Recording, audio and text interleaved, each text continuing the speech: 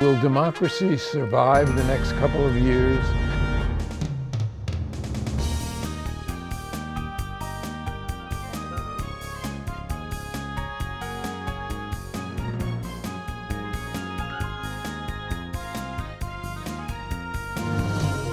Access to Democracy is made possible by donations from the following organizations.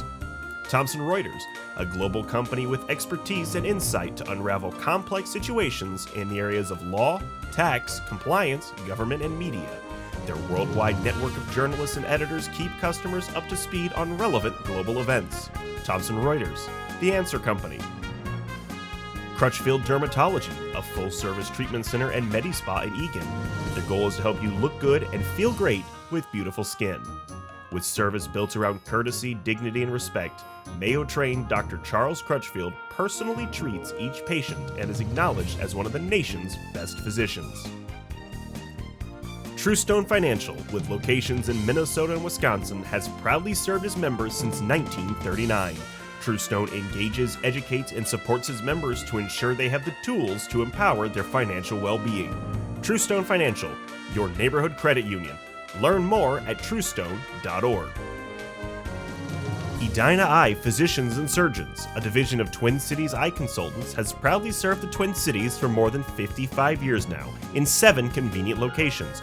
Using the most advanced technology combined with human touch, Edina Eye offers comprehensive services and dedicated specialists committed to excellence, with innovative procedures and expertise for the most advanced eye care.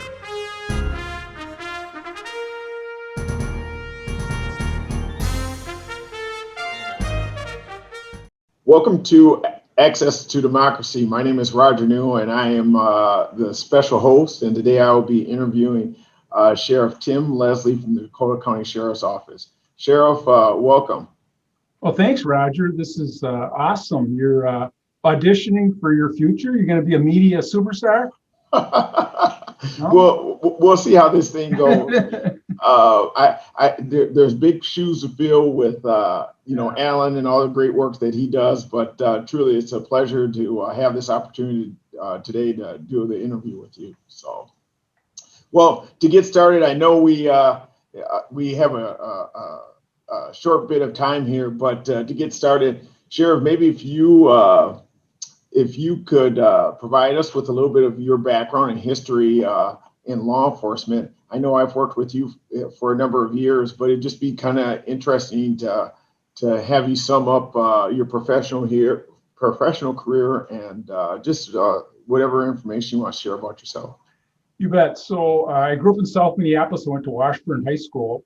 And in my high school, we had police officers who would patrol the parking lot for, let's just say, some illicit activities, right? So they were a regular routine in the school. You'd see the different police officer almost every day.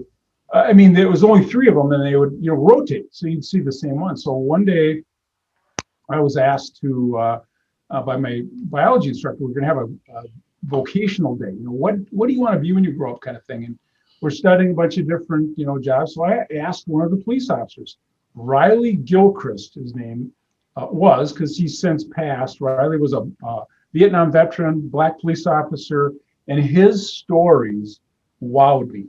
I can still remember him telling the stories. And it was just one after the other. So I was like, oh my gosh, I want to be a police officer. So cool. Well, my family was like, dude, you've said stuff before that you want to do, and you never fell through with it. But I was adamant. So I went to school, became a police reserve in Minneapolis, became a Minneapolis Park agent. And then I wanted to start testing, and there was no room at the inn at the Minneapolis Police Department for me. So I ended up at the St. Paul Police Department. And my comment about that is the river is deep and wide. That is how we distinguish Minneapolis from St. Paul PD. And I was very fortunate to be at the St. Paul Police Department. I started there. I was 21 years old. I did a 26-week academy and got to have a lot of friends in the academy. I got to serve in SWAT. I had a dog for a while. Got promoted a couple of times. eventually led the East Side Precinct and the Central Precinct. I got to be Bill Finney's chief of staff, which, when you're near the throne, you get to learn a lot, and you better learn fast. Chief Finney was a taskmaster, but I'm so thankful for the opportunity to work with him. I still converse with Bill quite a bit. And then I got an opportunity to go to the state. I was an assistant commissioner at the Minnesota Department of Public Safety there. I had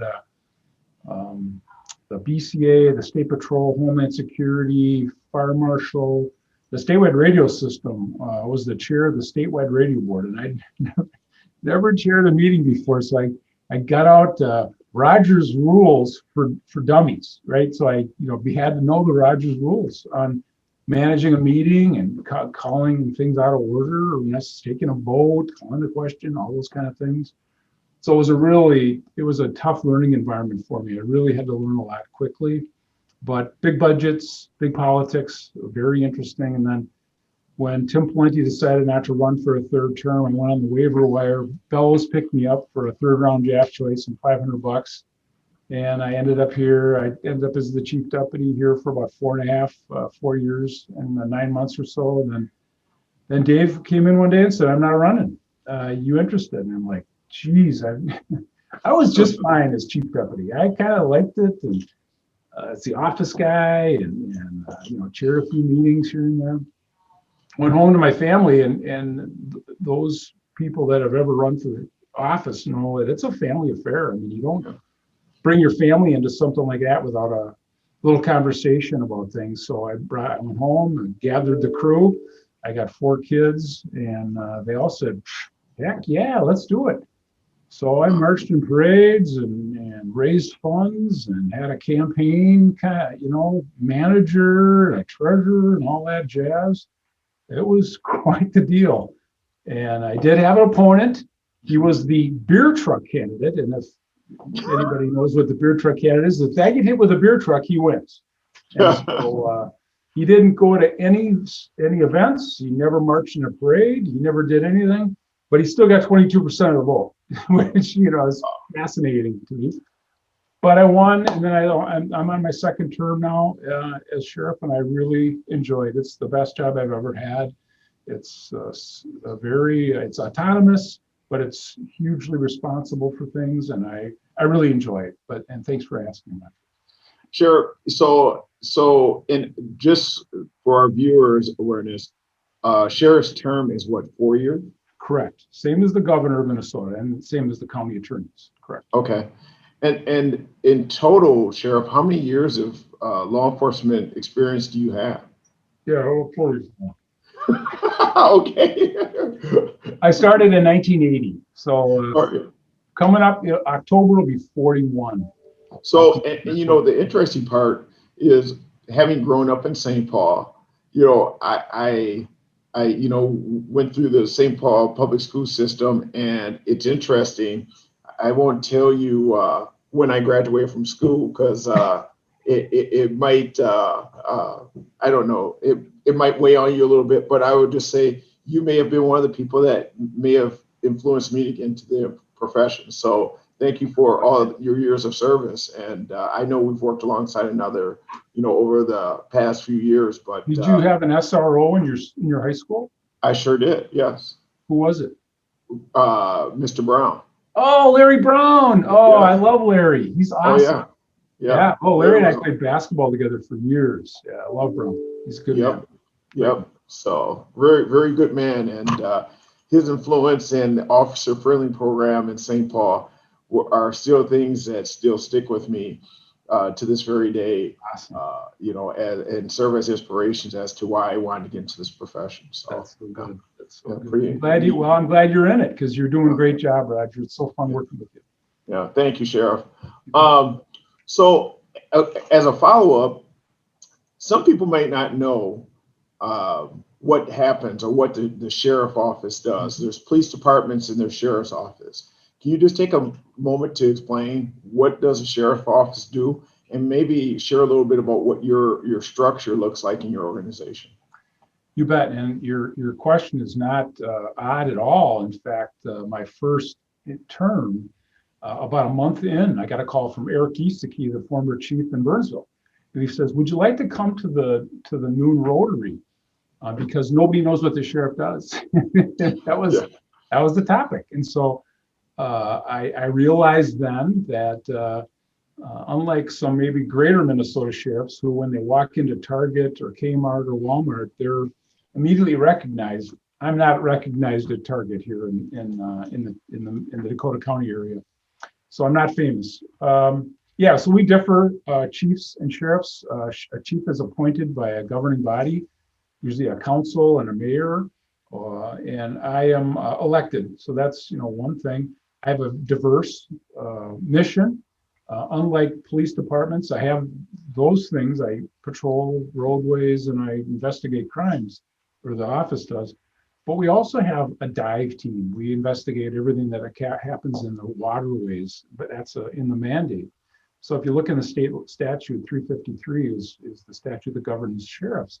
It says the sheriff shall investigate all drownings on waterways. And so even sometimes we'll investigate drownings in pools and or bathtubs, believe it or not. So they consider that a waterway, apparently.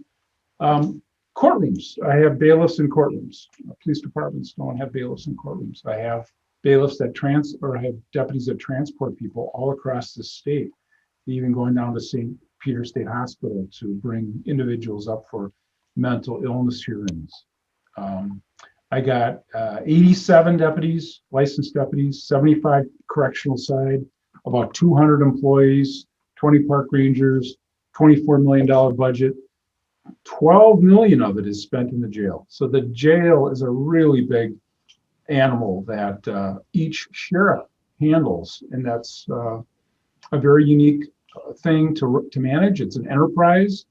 I have contracts for food service. I have contracts for nursing care, which is interesting because then you bid those and try to make it as a fiduciary. I try to get it as cheap as I can without violating the law on how we treat inmates. So it's quite the diverse thing. I have I think 6 boats that patrol the waterways. So in the summer, we're on the lakes. We're on the Mississippi River, sometimes into the St. Croix River. We patrol those waterways. We have a Parks, Lakes, and Trails division that does that. And so, yeah, it's quite the deal, and it's very challenging. Hastings right now is trying to get a no-wake zone on their river there, and that's a big deal. The DNR has to get involved, and the sheriff in Washington County, and it's whenever I'm in a community meeting and the mayor of Hastings is there, she always asks me, "Where are we with that?" So yeah, it's all very interesting, and I'm very grateful for the opportunity. Sure. Thanks, Sheriff, for sharing that with us. I know you and I have had a lot of conversations regarding, the past year, but, and I think it's fair to say that, the pandemic, civil unrest has impacted us all. And you have a vast amount of experience in law enforcement. Can you tell us, how the past year has impacted your operation at the sheriff's office, and what procedures or steps have you implemented to get through the pandemic or civil unrest, or anything you want to share or touch on? You bet. But I want to give you some kudos too. And if I had $100 bill, which most cops have like $8 in their wallet. I think I right now. If I had $100 bill, I put it on the table right now and say, I challenge anybody to find another county where the police chiefs and the sheriff have been meeting every Thursday for 14 months. Yep. Pretty much. And that was your idea, Roger. You started it, you chaired it for a long time. And I credit you for the collaboration and the rhythm we have together, because there is no big dog in this county. There is no St. Paul. There is no Minneapolis. We have to work together because we're stronger when we're together, and we back each other up regularly. So, COVID hit us hard. The jail, of course, is probably the biggest issue that we face when you have people coming in from all across the county with various levels of care for themselves. I'll be honest, a lot of the individuals that we get are intoxicated or chemically dependent or mentally ill, and they're on various drugs or street drugs or self-medicating with street drugs. So that was a big concern for us when before COVID hit. It was the highest number in the jail was 282, and that was on February 2nd. In May, then we were down to 71. And that's what really saved the county and the jail from getting overrun. And that's what we were afraid of. We had put plans in place during that interim between the middle of March and May, was that if we got overrun, if any jail in the Southeast Metro, Washington, us, Carver, and Scott, we formed a collaboration. If any of us got overrun, we would shut that jail down and then turn the other jail into the intake jail for the 4 counties. And then one would be the sentenced individuals in one jail, and then the pre-sentence individuals in another jail. We had to create those plans. Otherwise, the whole system would have shut down, and we couldn't afford that. So I really appreciate the fact that you led that charge, that we continue to meet and talk about all things related to public safety. Civil unrest did, when the murder of George Floyd occurred, then we had to adjust our protocols to what happened here, because we did get hit with civil unrest. West St. Paul got hit terribly, millions of dollars of damage. The Western Service Center in Apple Valley got hit. The judges' chambers was started on fire. So we had circumstances here where the spillover effect occurred. So we needed to prepare. We worked diligently together. We all delegated individuals to be in charge of that area: mobile field force response, civil unrest response. We were buying equipment, buying suits, logistics. How are we going to arrest people? And it was quite the affair. Yeah. So thank you. Sheriff, and if I could just add, thank you for the comments, but truly, I think when you look collectively as a group of law enforcement leaders throughout the county, I mean, our work and our willingness to come together has helped move things forward and really ensure that the entire county was safe. But it's interesting because I completely forgot about, with the pandemic, some of the talks about what happens if it overruns a department. And those are some of the things that the community has no idea that we as law enforcement leaders work through, whether it was a jail or a law enforcement agency, how we were going to support one another. So, if we were able to go back and look at all the notes from the past year, it's been a robust conversation that we started with, about March 15th last year, and fast forward to just yesterday, where those conversations still continue to this day. And I think we are better because of it. But you brought up some interesting points to just make me reflect about all the things that we've touched on and worked on over the past year. So, yeah. As a follow-up question, I'm interested in hearing your thoughts about policing from when you started to where we're at now. And again, as we talk about some of the current climate surrounding policing, how do we move things forward? Yeah, so you mentioned the old days, and I'll just touch on those for a second. I was fortunate enough to go into a culture at St. Paul Police Department that was founded on a long history of respect and trust in their community, and that wore off on me. You look back to the old days, and my FTOs, my field trainers, were not from the quote unquote professional policing era. They were men, all men, all my FTOs were men. I had 2 women in my police academy, so there was some progressiveness. St. Paul was very progressive in my mind, and still is. They were men that took the police test, as they used to call it back in the day. There was no prerequisite to have a college degree. This was seen as a good, solid job serving the community. And so these men, and I don't mean to sound like it was something that it wasn't. When they came to work, it was about getting something to eat, maybe getting to the gym and finding a good deal on a chainsaw. I mean, the day didn't start with who are we going to lock up. They had their places. They had to meet with people and making sure that everyone was safe. They were hell bent on customer service. They were salesmen of policing, and they were just wonderful men to learn from. There were no, they weren't going to solve the world by arresting everybody. They just wanted to get through the day and make the place a little bit better than they found it. And so some days I wonder, Roger, if our post system needs to be examined. The system that exists right now, it's a 2-year degree requirement. It's college, community college system, law enforcement skills programs, and then you're eligible to be hired. It might be ready for a tweak. It might be ready that we take an examination of how we're producing individuals, and it's the system's drying up a little bit. I'll be honest. Luckily I have a couple of pools that I use here, the park ranger program in the jail, to hire people from, but it's still not producing enough. I'm short about 5. I just had 7 retirements in the last 5 months.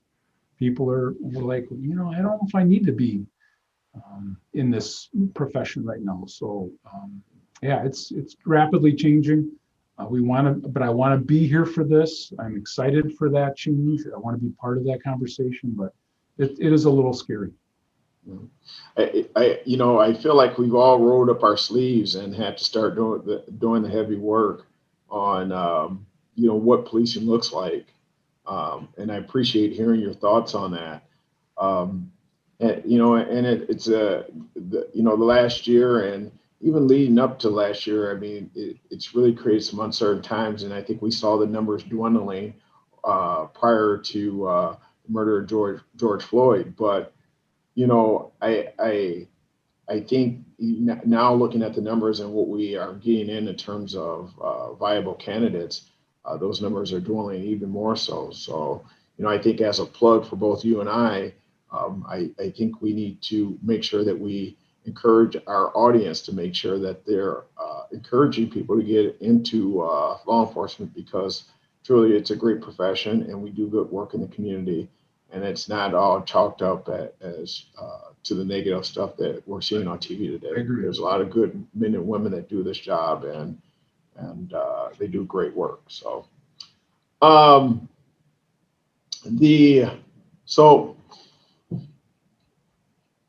this might be a good opportunity to talk about an initiative we've been working on in the county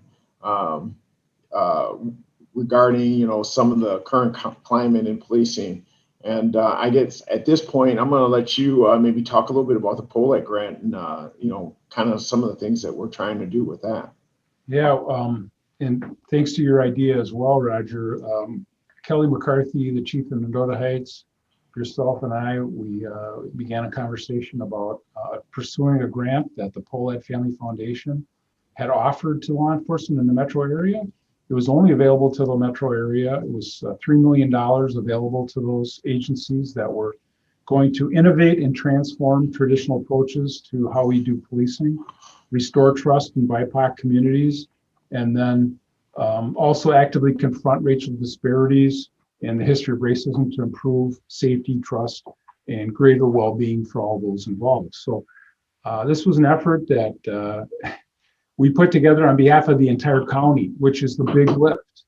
And we actually asked for about $700,000. We're very hopeful that we get this grant.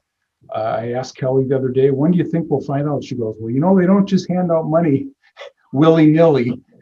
So she said, it might be a month. And so I'm a little, I'm going to be patient. I've already got some other people saying, well, how about this grant? Try another grant. I'm kind of weary from this last time going around, but this one would be a countywide grant. We'd set up a steering committee that would help direct our focus groups and our attention to the BIPOC community and how to restore trust and faith in law enforcement as an entity in the county, which is a big lift. And you know that, and I know that, and we're, I think we're fortunate because I think we do have a lot of support here in Dakota County for what we do. So that's the grant. I completely agree with you. And Sheriff, um, what a neat initiative. And kudos to you and your staff as well, because I know, Kelly and I have been part of the early conversations, but you and your staff really took the bull by the horns and really ran with the grant, with collecting data and putting the information and a budget together for us. And I think in the end, if we're successful in getting it, we're better for it. But if not, I still am proud of the effort, because what it tells me is that we're looking at things through the right lenses, and we haven't dug our heels in. We're trying to embrace our community. We're listening to what the community has to say, and it's a step in the right direction. And if this grant doesn't work out, we'll seek others to bring this home. So yeah. True. Looks like we're getting towards the end of it, and I think I want to make sure I give time to talk about one of the big successes or things that you really drove in the county, which was the Smart Center, and give you an opportunity to really try to give a 1,000-foot view with some of our remaining time of the Smart Center, and maybe talk about that. So thank you, Roger. Yeah, $13 million building. It's going in at Highway 55 in Concord in Inver Grove Heights. It's the Safety and Mental Health Alternative Response Training Center. That's what SMART stands for. We're thinking it'll open around September 1st. Ribbon cutting around September 1st.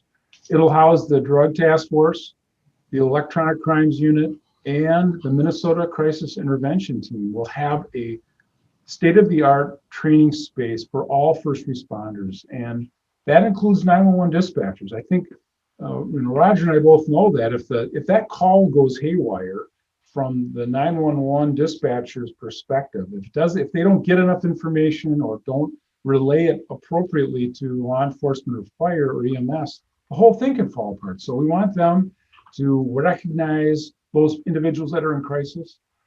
We also want firefighters, EMS, law enforcement, as well as mental health practitioners who are now, Roger and I were just on a call countywide on how we want the mental health practitioners to take on more responsibility towards those crisis calls. So we're willing to train them as well. We want it to be the state-of-the-art training center for mental health and crisis response. And we're looking forward to it. And the other thing I'll add to it, I know we're getting short on time, is we also purchased a virtual reality training model where, if anyone knows, it's these big goggles you wear, and they tell you you're going to step over the Grand Canyon on a tightrope, and you feel like you are seriously stepping over the Grand Canyon on a tightrope. We have that for law enforcement now, where you can actually be pushed into scenarios where the person will yell at you, will cry, and you can see all these facial features. And that's the more realistic training, I think, the better we will be in law enforcement and providing for the public safety. Absolutely. Well, Sheriff, I know we are coming to the end of our time, and I would simply like to thank you for coming and sharing your thoughts with us today. And I also would like to give Alan Miller and Access to Democracy special thanks on both of our behalf to let us come and talk about law enforcement here in Dakota County. Again, thank you, and until next time, we'll see you soon. Thank you, Roger. Take care.